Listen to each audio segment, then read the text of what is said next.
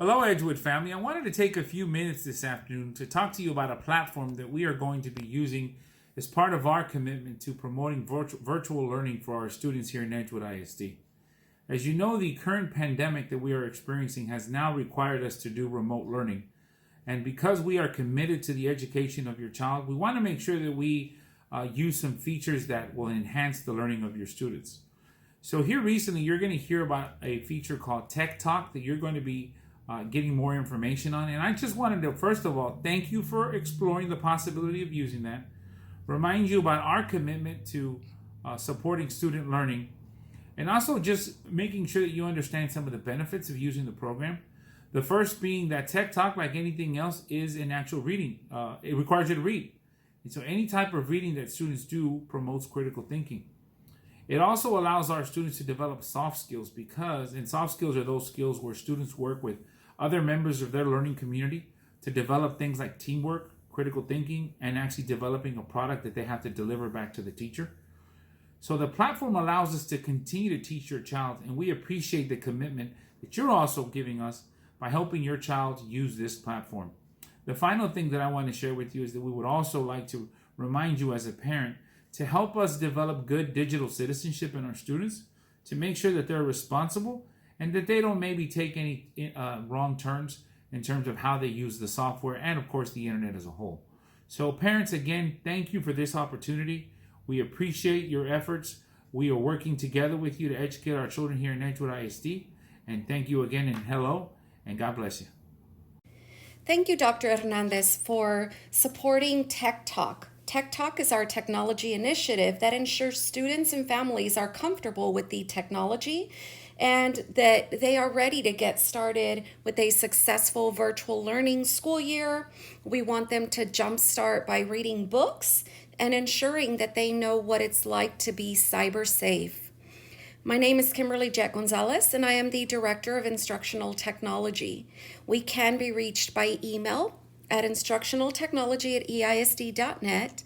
My Twitter handle is at JetKim, and we are also on Facebook under EISD Instructional Tech. Once again, thank you, parents, for committing to your child's virtual learning success. For Tech Talk, a few of the things that we will cover is ClassLink. ClassLink is our single sign-on software that allows your child to easily navigate to all of the different software within the district. We are also a Microsoft district, and so Teams is what will be used for virtual learning. And so that synchronous connection, meaning your child and the teacher can meet at the same time using Teams. It's much like Zoom. As a Microsoft district, your child does have an Office 365 account, and all pre-K through 12th grade students have that. It does give them online cloud storage of 1 terabyte. And again, Teams is the way that they will be meeting virtually for that virtual learning. Parents, you are our educational partners, and your child's success will directly be contributed to how connected you can get with the staff, the teachers, and your child. And so we ask you to stay engaged. On our end, we are going to build resources that are geared towards parents to help ensure that you are very comfortable with the technology and that you are able to help your child. Digital citizenship is also of utmost importance to us, and so we do have lessons ready to go for our students to go through and ensure that they know how to practice cyber safety, digital etiquette, and that they know how to be responsible when posting and sharing any information. So let's get started. Some of our learning targets, again, I will be going through the acceptable use policy. We'll talk about the parent and student responsibility for the care of the device. I'll go deeper into ClassLink, the cyber safety lesson, Teams, and Seesaw. All right, so for the acceptable use for technology guidelines, what I like to do here is I like to have the students actually read along with us, raise their right hand, and pledge that they will use their technology responsibly. So please repeat after me.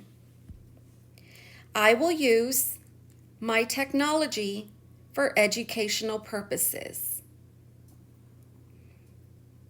And so what using your technology for educational purposes means is that you're going to use your iPad or your laptop again for teaching and learning.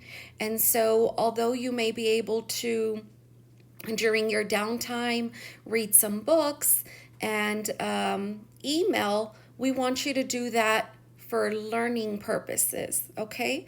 And not just to try to chat with your friends or do anything against any of the district rules.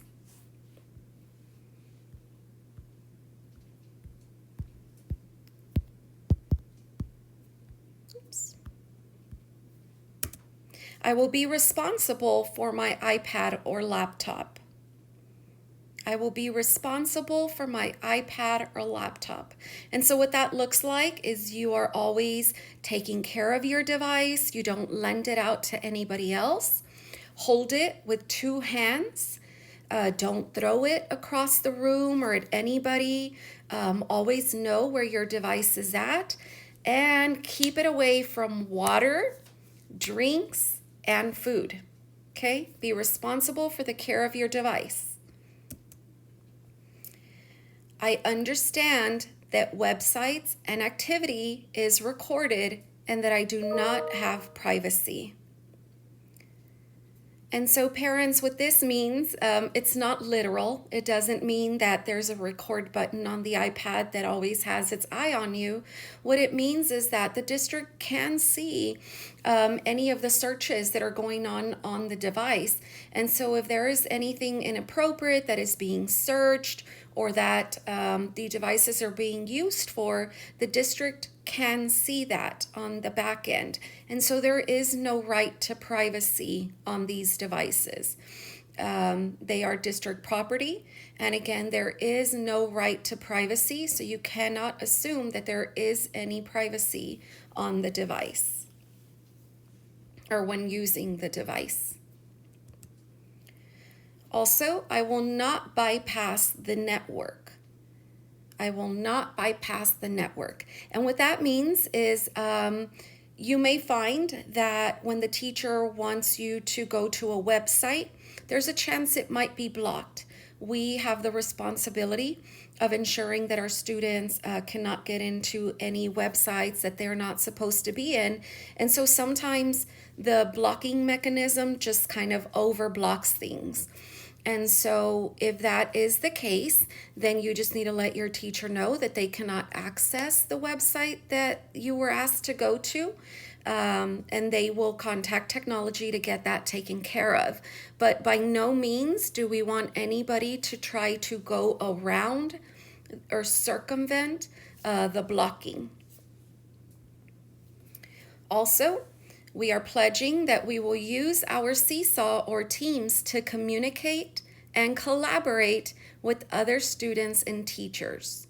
So you will be able to use Seesaw and Teams, and in those forums, you'll be able to talk to your teachers and the other students in class, and you'll also be able to work with them collaboratively. Those are very important 21st century skills that we want our students to have. However, there is a difference between chatting it up and collaborating. And so we definitely want them talking and working together, but there are limits to that. And so students just always stay within those educational purposes. And yes, it's okay to talk to your friends, but just stay within what you would do in the classroom, okay? Even though we're learning virtually, it's still, our behavior is as if we were still in the classroom. So our next pledge is I will not share my username and password. So just like me as an adult, I would not share my bank information with anybody. Students do not share their username and password with anybody. You may or may not know this, but your thumbprint, your prints, Nobody else in the world has your fingerprint. You are the only one with that fingerprint. And just like your username and password, nobody else in the district has your username and password. It's unique to you. And so do not share that with anybody. Sometimes what that ends up looking like is if parents are friends and a student's account gets disabled or it's not ready for one reason or another, a parent may ask another parent, can I just use your child's account until mine is ready? And the answer for that needs to be no, okay? Any inappropriate activity is recorded and logged to that student, and so they always need to be responsible for their own accounts. Also, we pledge that I will not use profanity or harass anyone with email, instant messages, or online calls. And so, just like profanity or bad words would get used in the classroom, unfortunately, it does happen in the virtual classroom as well. And so students just know that that is not allowed. Your teachers and your principals will be looking out for that, and there will be consequences if any of that activity is happening. Harassment, meaning bullying, does happen, unfortunately, in real life, and it happens in the virtual world as well. It's called cyberbullying. Students know that cyberbullying and profanity is not allowed and will not be tolerated. Technology can disable your device if they find that you are not using it responsibly. Okay, so don't be reaching out to anybody through email, an instant message, or calling anybody using your device. Okay, it's only to be used with your teacher for your classwork. And lastly, know and understand that you can be disciplined, or you will be disciplined, and you can be placed in alternative school for not following these guidelines. Okay, so much like in the regular classroom environment, if there's a behavior that meets the guidelines of being sent to alternative school, then that can happen. And as I mentioned, the device can be wiped or disabled remotely so that you can then not have access to it if the district deems that any inappropriate or illegal activity is taking place. So thank you, boys and girls, for following the technology guidelines. And if you have any questions, parents, know that there will be a student handbook available to you. Just like every year, a handbook gets published. There will be a special section on the one-to-one, which is when every student has a device section. Know that ultimately the parent is responsible for the care of the device, so please make sure that your child handles it with care. There will be fees incurred for gross negligence or in certain situations. So again, please be sure to read your handbook once it has been published and understand what it is that you are responsible for. Know that apps cannot be downloaded on the device. And so if the teacher is requesting an app to be on the device and it's not there, then reach out to the teacher, let them know. As a parent, it won't be as easy as signing in with your Apple ID and downloading the app. That would actually be against district policy. So again, if the teacher needs your child to use an app, they will request that from the technology department. So as for the distribution of mobile devices, all Edgewood students will receive a district-issued mobile device. Elementary students will receive iPads if they have not yet. Those arrangements can be made with the campus to pick one up at the appropriate time. Also, secondary students will receive a district-issued laptop. They are going to publish their information as to when those devices could be picked up on their website, social media sites, as well as making phone calls to the phone number that is listed in the system. Know that devices are checked out using an inventory system, so they're not just randomly handed out. There is an inventory system that tracks what device was issued to what student, and they must be returned and checked back in when leaving the district. So if you choose again to leave to another district, this is a district issue device, so it does have to be returned either when leaving the district or upon request, and it would go back to the campus where it was issued out. Next, we will talk about ClassLink. As I mentioned earlier, ClassLink is our single sign-in software. And so if your child was already enrolled in Edgewood ISD, they should be familiar with ClassLink, as this is something that they were using prior to virtual learning. And so the app is already on the iPad, or if a student is using a laptop, they can go to it from the district website under the student section, or directly through my.classlink.com/EISD. And the way that the login looks like is, for students, it's going to be their first name initial, their last name initial, and their student ID. Little ones know their student ID as their lunch number because they had to use that to get their lunch. And so a sample username, again, is JD123456. So if my name is Jane Doe and my student ID is 123456, then that's my username. My password is made up of the 6-digit date of birth. So if my birthday is March 6, 2001, then my password is 030601. Once again, that is the 6-digit date of birth. If for some reason the account is not working, you can reach out to technology at tech.support@eisd.net. Sometimes the account just does have to be reset. However, we do try to reset and take care of all issues in advance. So what that looks like on your device is, this is what ClassLink looks like, the ClassLink app. And so once you open it, there will be a screen similar to this. It can vary. Sometimes it opens up to this screen and sometimes it is a different screen. But if it asks for a school code, then you're going to type in Edgewood.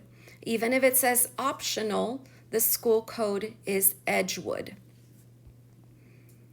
And then the username, again, we just talked about that right now, is your child's first initial, last initial, student ID, and then their 6-digit date of birth. You can hold down this Remember Me so that they won't have to log in again, and then tap Sign In. Once they are signed into ClassLink, you're going to see a variety of different apps that are available to the child. One of the apps that we emphasize them going into is Sora Overdrive. So Sora is our ebook. It's one of our ebook providers. And so let me actually go ahead and switch and navigate to a live view of Sora. So on my iPad, I am going to look for ClassLink. There it is.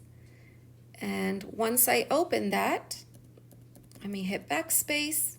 As I mentioned, you're going to see a variety of different apps.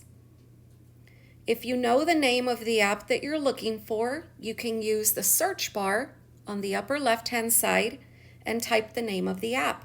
So I'm looking for Sora. So I'm going to type in S-O-R,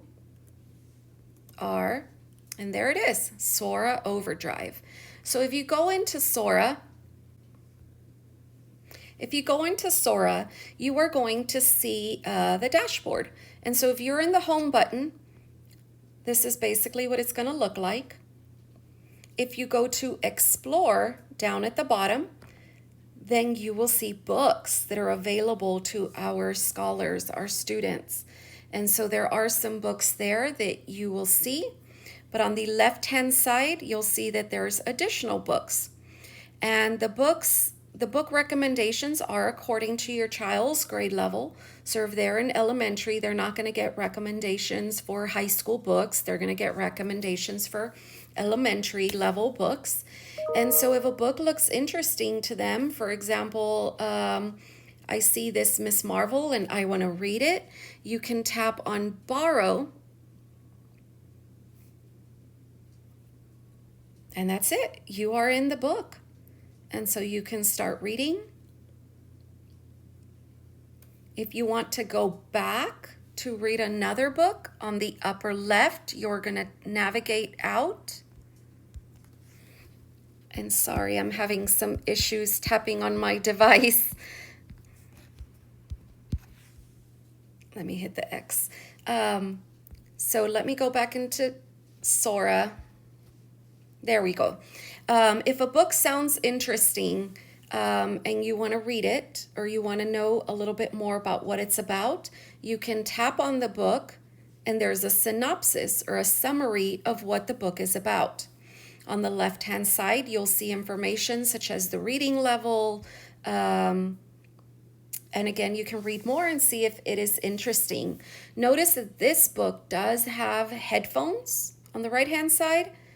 And so that basically means it's an audiobook. So that book will actually get read to you. Okay, so there are ebooks and there's also audiobooks that we want our students reading and exploring before school starts. That's the best thing that they can do right now is read. You cannot go wrong with reading. Literacy is life, and we know that readers become leaders. Down here on the bottom right, there's a me section. And so what Sora actually does is that as students read books, they basically earn stickers.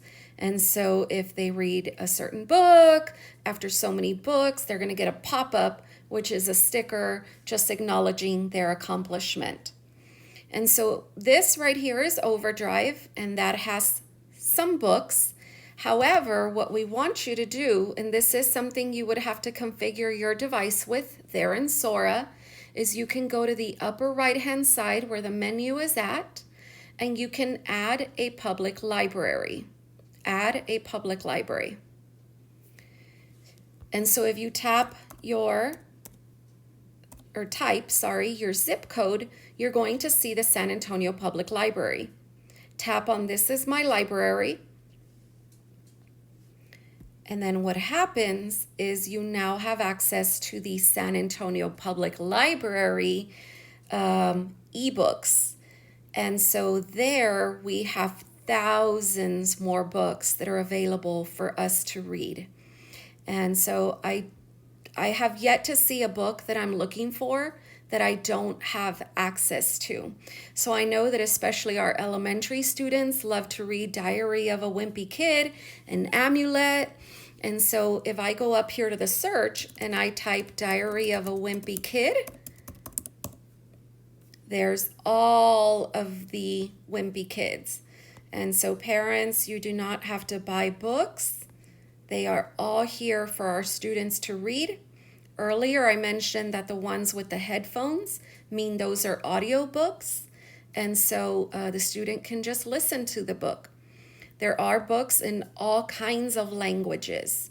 And so if you're looking for Spanish or a certain reading level, notice there is this refine button right here, refine, and then you can change the language.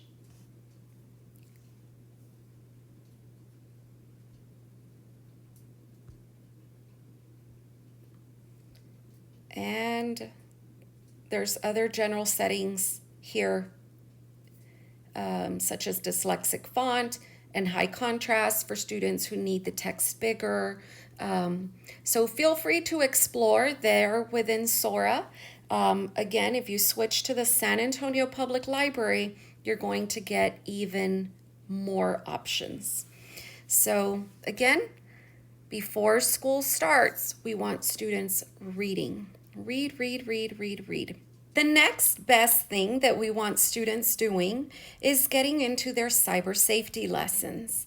And so while they're in ClassLink, and again, I just hit the X to exit out of the window that I was in, There in ClassLink, the students will also find their cyber safety videos. And so you just want to scroll through and try to locate your cyber safety videos. If you're having trouble finding them, then use the search bar on the upper left and type cyber. And so once you start typing cyber, you will see some videos populate, and they will be according to your grade level. And so if the student is in K2, K through 2, then there are a respective video for them. And then 3 through 5, middle school and high school also have their own individual videos. And so just select the video that corresponds to the student, and then notice there is also a quiz that they need to complete. And so we want our students to be cyber safe, and so all they're going to do is tap on the respective video. They're going to watch the video. This is a great presentation Hi, boys and girls. done by one of our instructional technology teachers, teachers, Ms. De Jesus. She is bilingual, so we do have the video in English and Spanish. And you can see it's a very engaging video, very relevant to the students' grade level, and again, just very informative about the rules of being online and looking out for any strangers, not giving away information that they shouldn't. And then at the end, what we need them to do is take the cyber safety quiz. Okay, this is going to be how they submit the evidence that they watched the video and that they did the quiz. So once they watch the video, again, you can just exit by tapping on the X on the upper right-hand side, and then find the cyber safety quiz that is for the relevant grade level. Tap on that, and there's the student's quiz. Okay. The student does have to be logged into their Microsoft account. And so if it does ask for the Microsoft account, then that is going to be the student's complete email address. And so what that looks like again is first initial, last name initial, student ID at students.eisd.net. And the password is the 6-digit date of birth. Okay, so once a student completes this, we do automatically get access to that, so they don't have to hit a submit button or anything like that. They automatically get that information. Now notice it does start off with kinder, so pre-K does not need to do the cyber safety lesson. The teachers always model cyber safety and talk about it within their lessons, and it's just not part of the requirement from the state that we have to do pre-K. So again, if you're pre-K, don't worry about that. However, we do recommend they watch the video. It's not going to hurt. It's very engaging, but they do not have to do the quiz. I'm going to go back to my presentation. And so once again, we want our kids to be cyber safe and do their lesson, and we want them to do it before school starts on August 17th. So parents, please have them do their cyber safety lesson before school starts prior to August 17th. And so parents, as I mentioned earlier, your engagement will be very important to your child's success. Know that for Microsoft Teams, at this time, there is not a separate parent app. And so if you want to stay involved in what the parent is communicating with the child or the assignments that are being given, then you can go directly into the child's team account. However, for Seesaw, there is a family account, and I'll show you that more in just a second. And then we will also have our district website where we will have a special parent section so that you can be sure to have all of the resources available at your fingertips and stay connected. And if you have any technical kind of issues, we're hoping to build all of the resources there for you. So next we're going to go into Teams. Know that Teams should already be on your child's iPad and on the laptops. And so on an iPad, this is what it will look like. And for the most part, it's already been configured with your child's account. However, if it's not configured yet and you do need to configure that yourself, then it's going to be the child's username followed by at students.eisd.net. And again, their password is their 6-digit date of birth. Anytime it asks for their Microsoft account, which is also Teams, then you will use their complete email address. Okay? It's only in ClassLink and other programs that it's their username.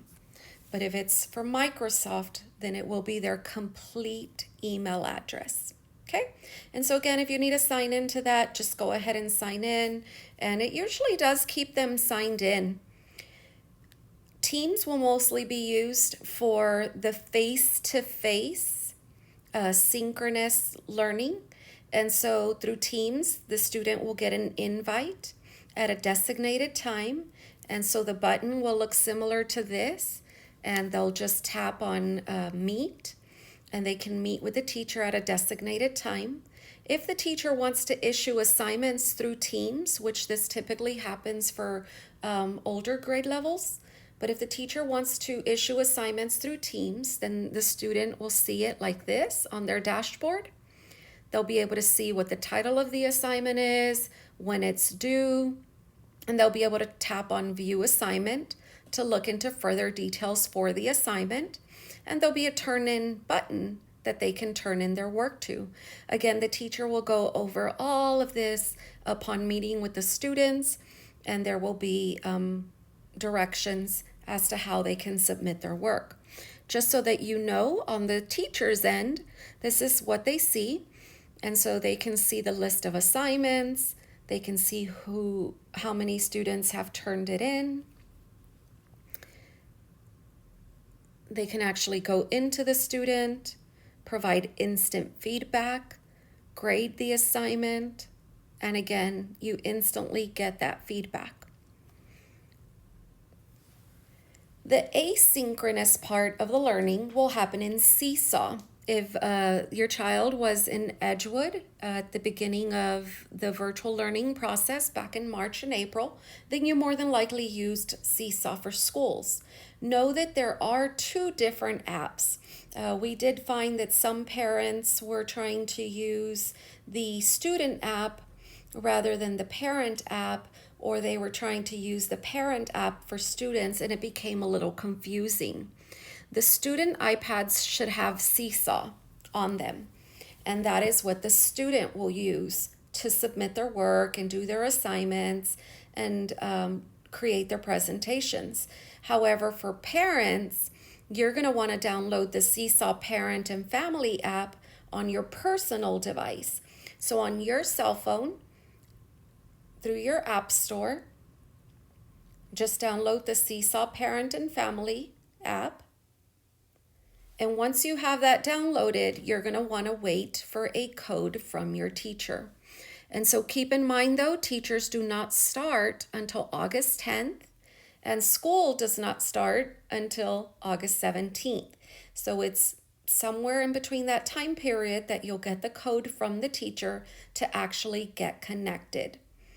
And once you're connected, then through the parent app is how you can see your child's assignments. You can stay connected with the teacher. There's an instant messaging feature where you can chat with the teacher, and you will receive school announcements as well. Know that some campuses use Class Dojo as well. And so whatever the campus establishes to use, that may be another option as well. For the student, when they get their code and it's time for them to go into Seesaw, once they tap on Seesaw, they're going to select I'm a student. Then they can either scan the QR code provided by the teacher or enter the code where it says text code. And once they tap on go, then the possibilities are endless. So the teacher will ask them or give them a certain assignment requesting them to do something.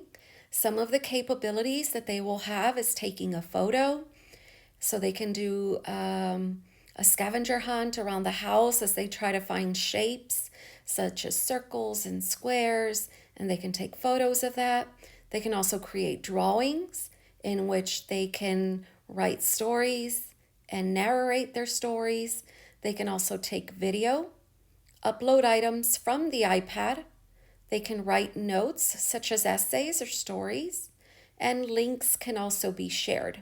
So again, the teacher will share the actual assignment, but this is just some possibilities and a glimpse into what the students see once it's time for them to create something.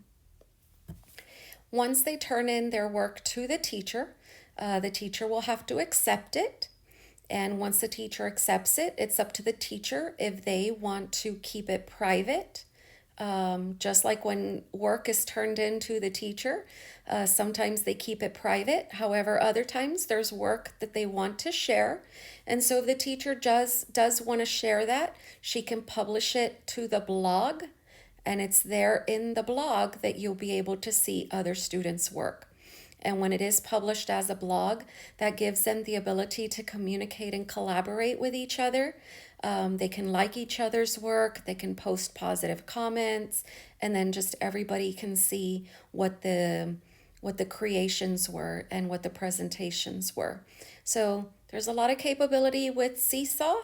And once again, you will receive those codes from the teacher as far as how to stay connected, and there will be further support on Seesaw, such as tutorials, video tutorials, and additional resources for you. This does conclude the first part of the Tech Talk session.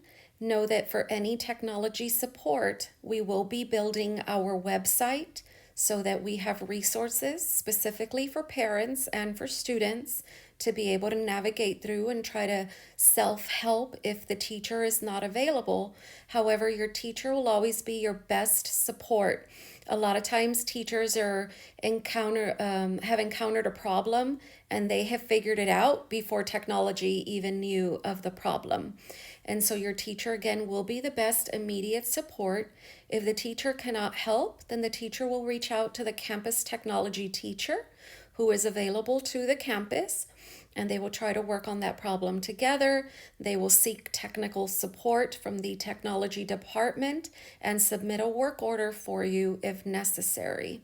If at any time you feel you need immediate support, you can contact tech.support@eisd.net or call 210-444-7961, which is the help desk. Once again, thank you so much, parents, for engaging in your child's virtual learning success. We look forward to serving and supporting you, especially during this virtual time where, as the instructional technology department, we are here to ensure that you have a successful learning experience.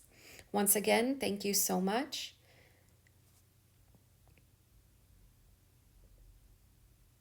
Once again, thank you so much, and stay safe.